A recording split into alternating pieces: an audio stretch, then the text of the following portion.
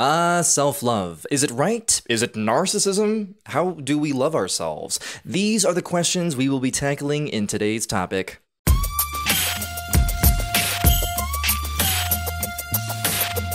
What is self-love? Now, the definition may vary depending on who you ask, but here's my definition. Self-love is tuning into yourself to better understand and reach your needs. It's listening to yourself, embodying self-compassion, and moreover, being your own best friend. But Will, isn't self-love obnoxious and a form of narcissism? You know, putting yourself on a pedestal before others? Narcissism and self-love are not the same thing. Genuinely appreciating yourself is far different from putting yourself on a pedestal before other people. You see, narcissism tends to result from a fear of not being good enough, thereby causing someone to overcompensate by putting themselves on a high horse. Self-love, on the other hand, is driven by compassion, awareness, and aligning to one's true values. It's seeing yourself not in a superior way, but rather as an equal to everyone, deserving just as much consideration and attention. Essentially, narcissism results from fear, and self-love results from compassion. That being said, let's jump into the 3 steps that you can take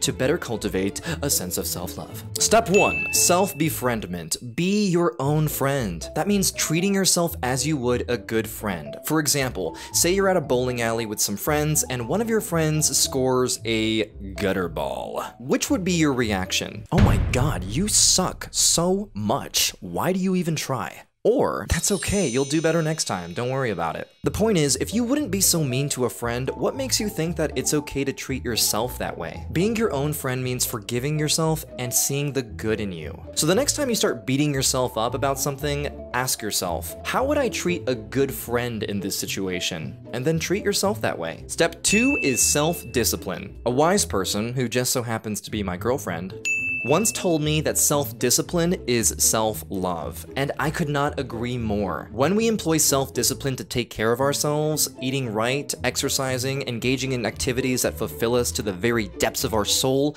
we engage the world in a much healthier and energetically centered way. You see, self-discipline is about foregoing the instant gratifications of life in favor of activities that serve us for our long-term happiness. It's the difference between blowing all your money this month on movies, food, your friends, and saving up for like a new car or something else that will help further your independence. Lastly, step 3 is self-respect. Self-respect is about knowing your worth and making decisions consistent with that worth. This especially involves saying no to things that do not serve you. For example, say you're in the company of people who are draining your energy or flat out disrespecting you. Exercising self-worth simply means removing yourself from that company because you don't deserve that. If there is a negative habit you have, like staying up too late, drinking too much coffee, smoking, it means working to eliminate these things that weigh you down. Remember, you are the king or queen of your entire universe, and you don't have to take crap from anybody, including yourself. The more you treat yourself with self-respect by aligning to your values, the more you cultivate a natural sense of self-love. So let's recap. Step 1, self-befriendment. Treat yourself as you would a good friend. Ask yourself, how would I treat a good friend in this situation? And then treat yourself that way. Step 2, self-discipline. Take care of yourself by acting on things that will fulfill you in the long run over instant gratifications. And step 3, self-respect.